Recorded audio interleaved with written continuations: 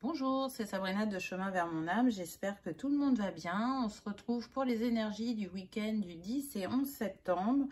Énergie un peu particulière puisque hier, on était sur le portail de septembre et aujourd'hui, samedi 10, on est avec la pleine lune en poisson.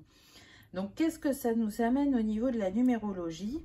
On est sur le 1, donc on va être plutôt dans une énergie qui engendre la création ou qui réveille notre côté meneur ou leader pour certains.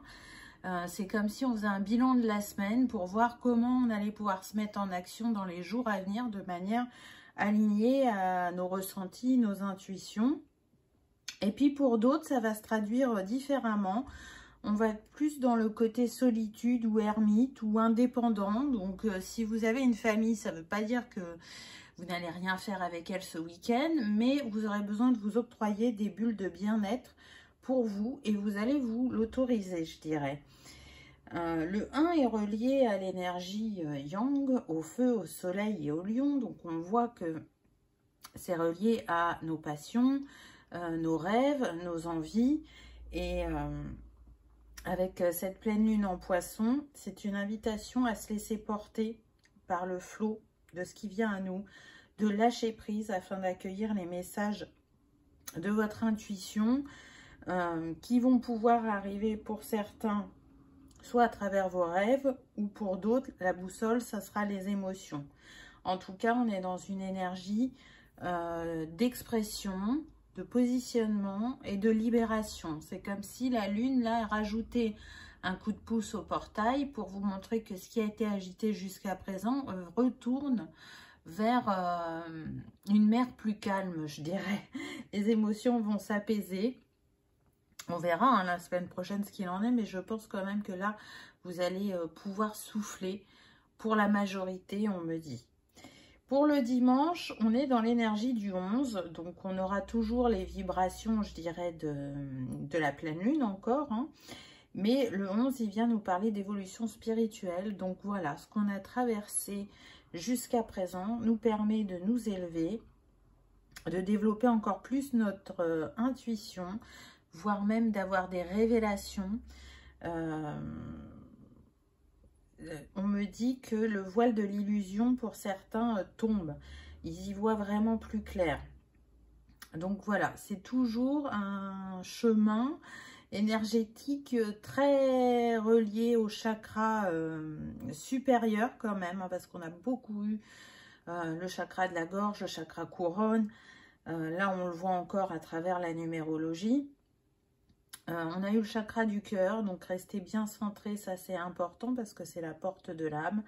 Le 11 est relié à Vénus, au feu encore, à l'air et au Verseau. Et si on fait l'addition du week-end, on se retrouve en vibration 9, donc la vibration de vendredi, d'hier, où là, on vous demande de rester centré sur votre capacité d'analyse et votre sagesse. Ça va être important d'être à l'écoute de vous-même. C'est pour ça que vous allez aussi avoir besoin de ces temps de réflexion ou de retrait. Les énergies sont très brassantes et elles envoient beaucoup de défis, de challenges, mais aussi de réflexion par rapport à nos schémas bloquants ou répétitifs. Donc, c'est important de prendre soin de soi. Si vous n'avez pas l'habitude de faire des rituels avec la pleine lune ou la nouvelle lune, c'est une invitation pour certains à vous poser. On me parle vraiment de cristaux, d'huile essentielle, peut-être de bain pour certains au gros sel pour se nettoyer des énergies de la semaine qui ont pu être difficiles. Donc voyez comment ça vous parle. En tout cas, vous êtes toujours sur un chemin d'évolution, ça c'est certain. Le 9 est relié à Neptune, au feu, au signe du Sagittaire et du Poisson. Donc vous voyez que l'élément feu est beaucoup apparu au niveau numérologique. Donc si vous aimez travailler avec les éléments, je dirais que pour ce week-end, c'est le feu et l'eau qui vont être mis en avant, donc qui peuvent paraître des opposés, mais qui, avec les énergies ambiantes, vont être très complémentaires. Quel chakra est mis en avant pour ce week-end? On a le plexus. Donc, les affirmations positives pour le chakra du plexus, j'en prends une au hasard. Mes erreurs passées sont des tremplins vers le succès. Donc, on vous invite à vous appuyer, alors moi je dirais qu'il n'y a pas d'erreur, mais voilà, des expérimentations. Elles vous ont permis d'évoluer ou de renforcer certaines capacités ou traits de caractère qui sont à votre service et qui vous permettent d'oser, de prendre votre place, d'avoir confiance.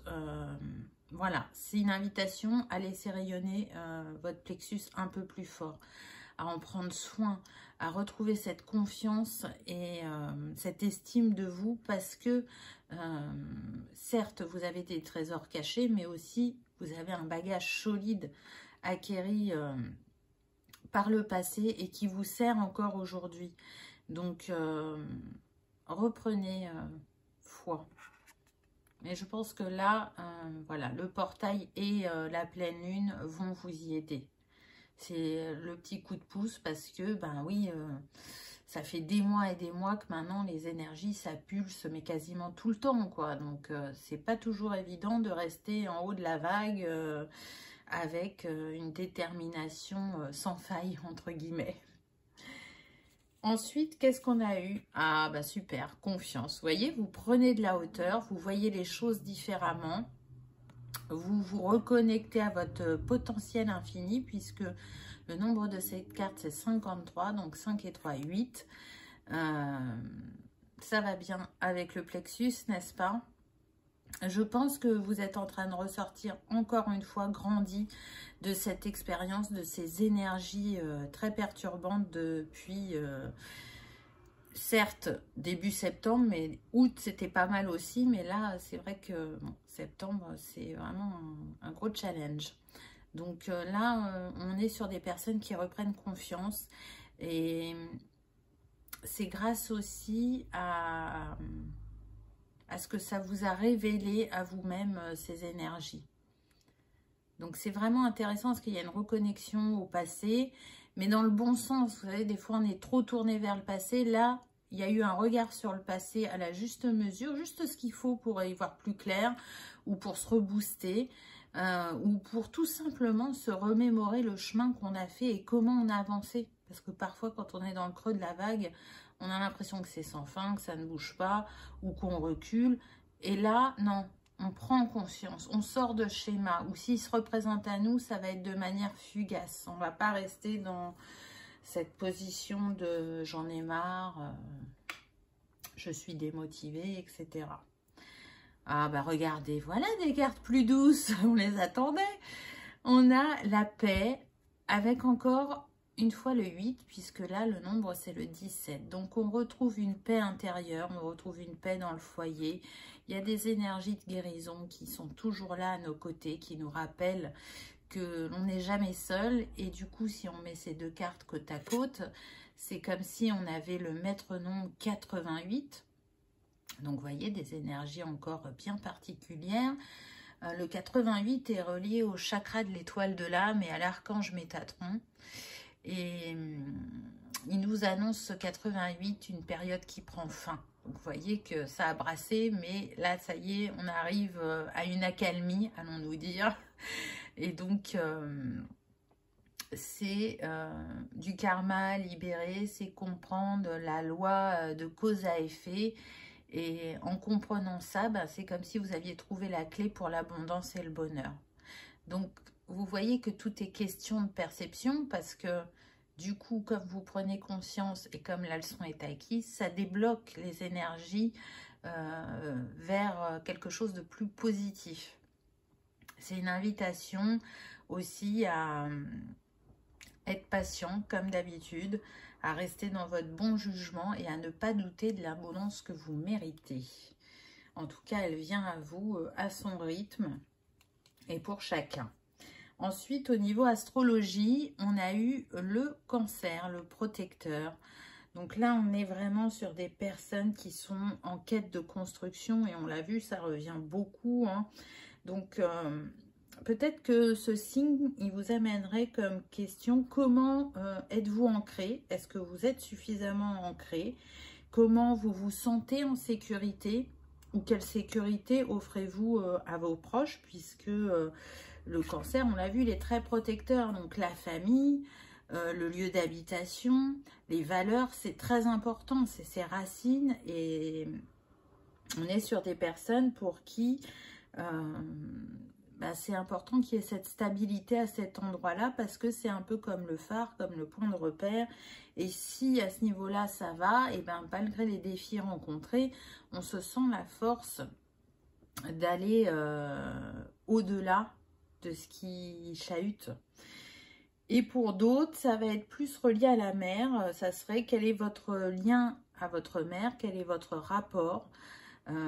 Est-elle maternante, intuitive, à l'écoute, ou est-elle plutôt froide, coupée de ses émotions?